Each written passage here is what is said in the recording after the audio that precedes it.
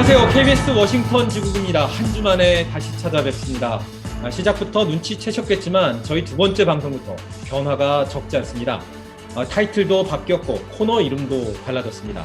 출연진만 남기고 싹 새로 단장했는데요. 보다 편안하고 쉽게 접할 수 있는 디지털 콘텐츠를 만들기 위한 노력으로 이해해 주시면 고맙겠습니다. 그럼 이번 주 저희가 준비한 얘기 보따리 지금부터 풀어보겠습니다. 자, 먼저 오늘 첫 소식은 김양순 특파원이 준비를 했습니다. 김양순 특파원, 오늘 어떤 얘기 해주시겠습니까? 지금 미국에서는 각 가정들마다 코로나 때문에 어려웠지 애 키우기, 그래서 이른바 코로나 양육 자금 지원금이 통장에 꽂혔다라는 소식이 들어왔습니다. 이 소식 왜 이렇게 미국은 돈을 많이 주는 거지? 라는 생각 드실 텐데 좀 알아보도록 할게요. 제가 전해드릴 소식은 국내 많이 알려지지는 않았는데요. 환경단체 그린피스가 북미 최대 점유업체죠. 엑손모바일 로비스트 2명과 몰래 전화 녹음을 해서 그 내용을 언론에 공개했습니다. 굉장히 재밌는 내용이 들어있는데요. 같이 살펴보시죠. 미국이 코로나19 이후 경제 회복을 위해 대규모 재정을 풀고 있다는 얘기는 꽤 오래됐는데요. 이게 지금 시점에서 왜 따져볼 문제가 되는지 궁금해요. 우리나라 1년 예산이 500조 원 정도거든요. 그런데 첫 번째 풀었던 이제 예산안 통과가 됐던 게 2,000조 원이에요. 우리나라 1년 예산의 한 4배 정도를 푼 거죠. 그리고 나서 이게 끝이냐 하면은 또 계속 남아 있거든요. 그래서 지금 우리나라 경제에서는 미국이 이렇게 돈을 많이 풀면 결과적으로는 인플레이션이 일어날 것이다. 그리고 그 인플레이션이 전 세계에 영향을 미치고 우리나라에도 영향을 미칠 것이다. 라는 논쟁이 좀 시작이 되고 있는 거죠. 물가가 오를 것이다. 이런 얘기가 일반적인 상식이잖아요. 근데 이런 상식에 반하는 일을 지금 벌이고 있는데, 이런 벌이고 있는 데는 이유가 있을 거 아닙니까? 자기네들이 생각할 때, 미국 정부가 생각할 때는 이게 인플레이션으로 가지 않을 수도 있다라는 생각이 있다는 거죠. 인플레이션으로 가죠. 인플레이션으로 가고 있고요. 인플레이션으로는 분명히 가는데 인플레이션보다 더 중요한 목표가 있다. 그게 뭐냐면은 일단은 우리가 양극화가 굉장히 심해졌잖아요. 양극화를 좀 버려야 된다. 그리고 사람들한테 좀 고용이 돼서 소득이 제대로 된 소득을 받을 수 있게 해야 된다라는 게 기본적인 민주당의 정책 철학이고요.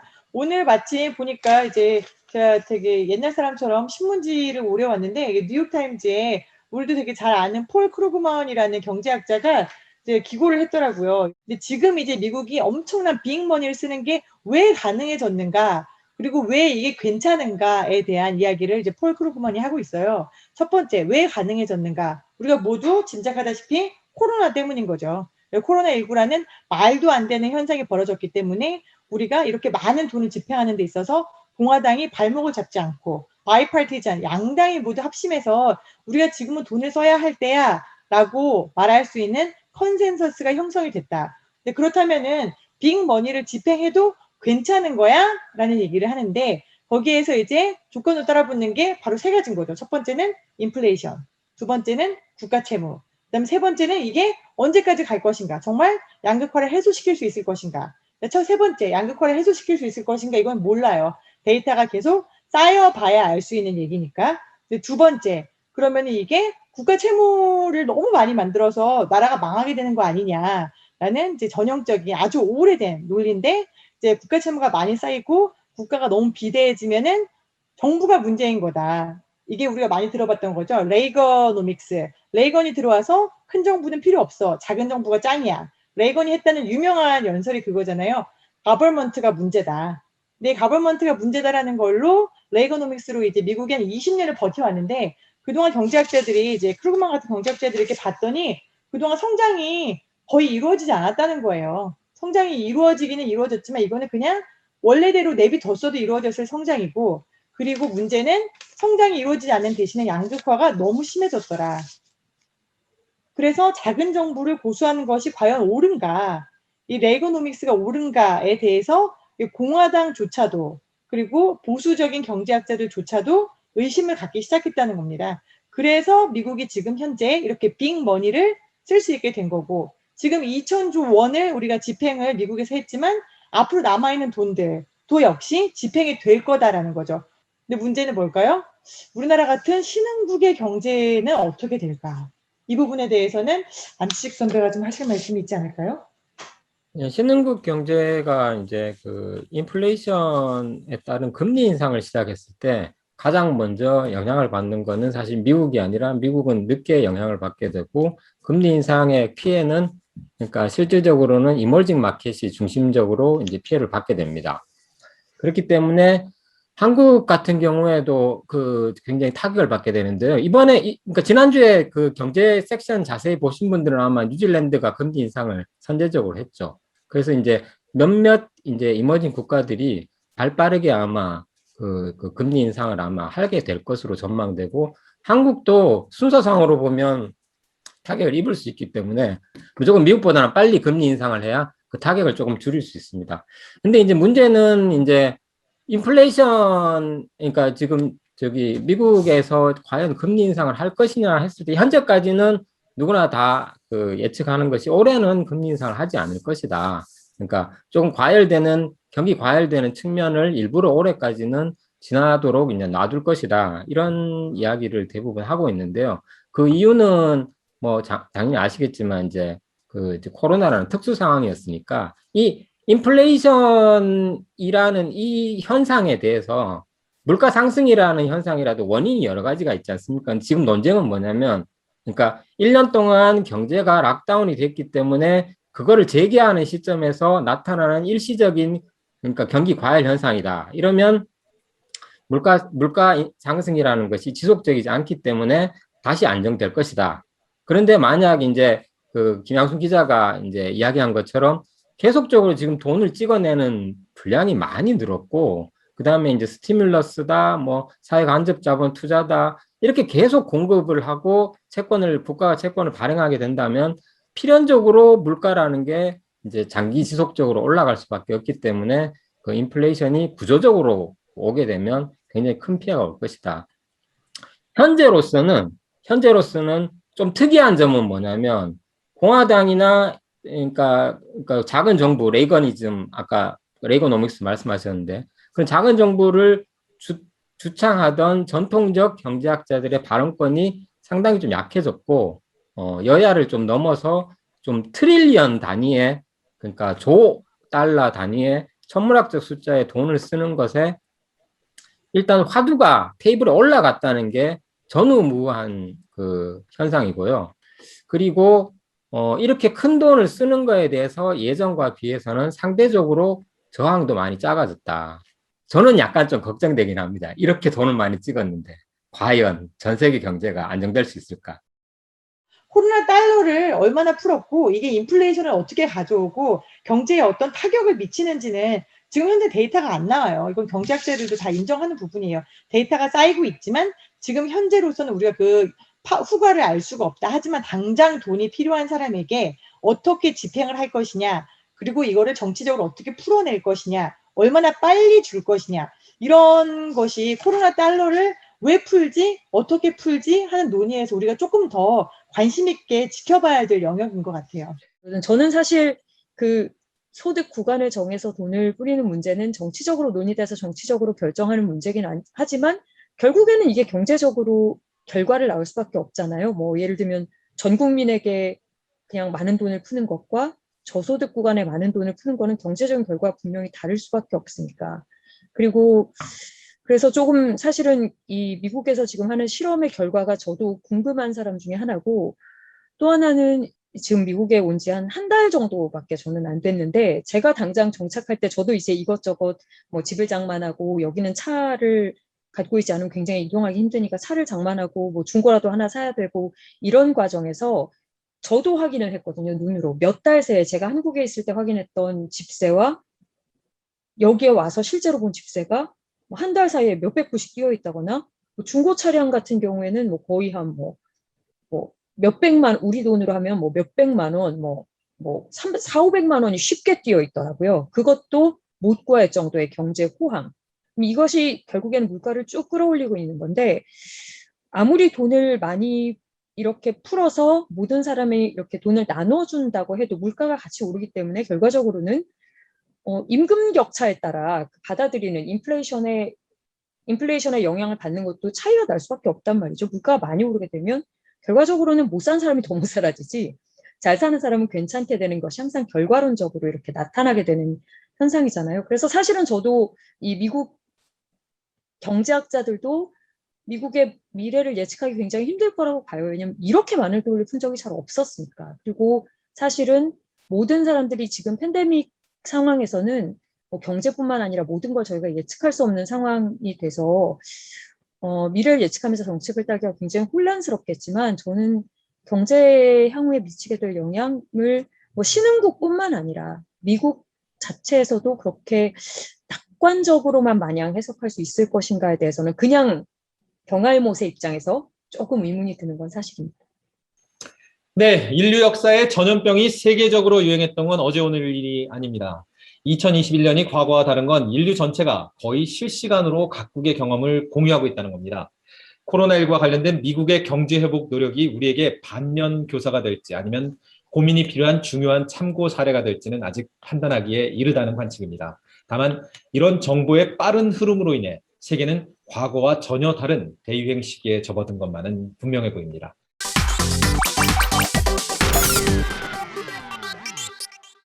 다음 주제로 넘어가 보겠습니다.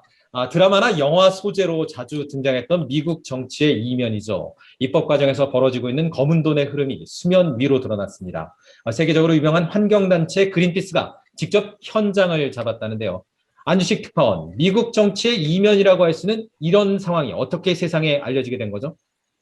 일단 알려지게 된 방법이 윤리적으로는 좀 문제가 있습니다. 그린피스가 사업가로 위장을 했어요. 그러니까 로비스트를 구하는 이제 걸프만 지역의 유전 사업가라고 자기를 속이고, 그러니까 엑손모빌의 로비스트 2명한테 잡 인터뷰하는 형식으로 엑손모빌에서 네가 한 일을 좀 자랑해봐라, 이렇게 그 화상 인터뷰를 진행한 거예요, 거짓으로. 그런데 그 내용이 공익적이고 충격적이고, 그리고 이제 환경단체 중에서도 약간 전투적이잖아요, 그린피스가. 그러니까 이건 도저히 참을 수 없다는 의협심으로 그걸 과감하게 이제 언론에 공개를 한 거죠. 몇 가지 핵심적인 내용을 보시면, 엑손모빌이 공개적으로는 탄소세를 찬성하는 입장이었고, TV 광고까지 만들 정도로 탄소세에 대해서 적극적으로 자기는 찬성하고 있다. 그런데 그 로비스트가 말하기를 뭐라 그랬냐면, 토킹 포인트, 즉 허울 좋은 말뿐이다. 우리는 뒤로 정치인들에게 탄소세를 못하게 다 이야기를 다 맞춰놨다. 이런 식으로 일단 이야기를 했고요. 두 번째는 그림자 단체를 최초로 인정했습니다. 그러니까 환경단체들이 여러 그 활동하는 액티비스트들이 있잖아요. 그에 반대하는 단체를 그림자로 몰래 조직을 해서 거기를 지원하고 있다. 이런 사실을 실토했고요. 아주 구체적으로는 11명의 상원 의원의 이름을 정확하게 이야기를 했습니다. 상당수가 민주당 상원이었고요. 몇 의원은 바이든 대통령과 친하다는 이유, 몇 의원은 상원에서도 굉장히 고위직이라는 이유로 타겟이 됐습니다. 그 상원 의원들의 11명 이름이 발표됐습니다. 그게 굉장히 충격적인 사건이었습니다.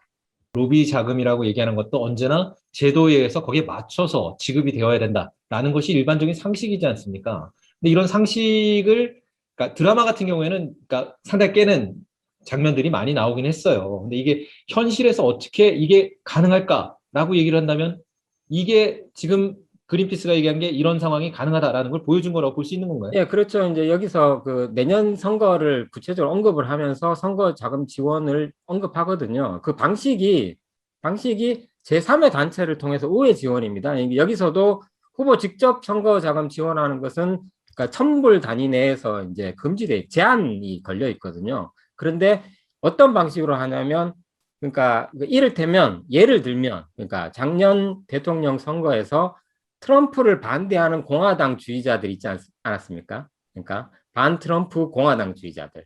여기에 기업들이 돈을 잔뜩 주면 바이든 선거 캠프가 이득을 보는 거잖아요.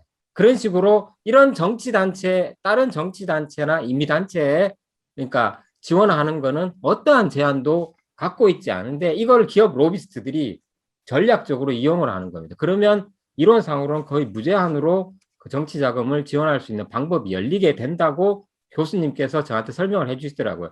그러면서 그 미국의 정치 자금법이 왜 이렇게 됐냐. 그러니까 우리나라는 사실 굉장히 엄격한 정치 자금이 제한이 있지 않습니까? 그러니까 우리나라로서는 사실 미국처럼 이렇게 제3의 단체를 우회한다 그래도 이게 드러나는 순간 굉장히 큰 문제가 되고 불법이 되거든요. 그런데 미국에서는 이거를 실질적으로 그러니까 규제할 수 있는 방법이 없다. 이게 왜냐하면 2007년도인가에 연방 대법원에서 그 기업 로비스트들이 단체로 소송을 한 게 승소를 해버렸어요. 그게 뭐냐면 표현의 자유법에 근거해서 기업이 로비 자금을 제한을 거는 것은 반헌법적이라는 소송을 했는데 2007년 당시에 연방 대법원이 그거를 받아들여줬습니다. 그 이후로부터는 어떠한 제한도 사실 논의하기가 좀 어려워진 측면이라고 말하더라고요. 굉장히 미국 정치의 어두운 면이라고 할 수 있겠습니다.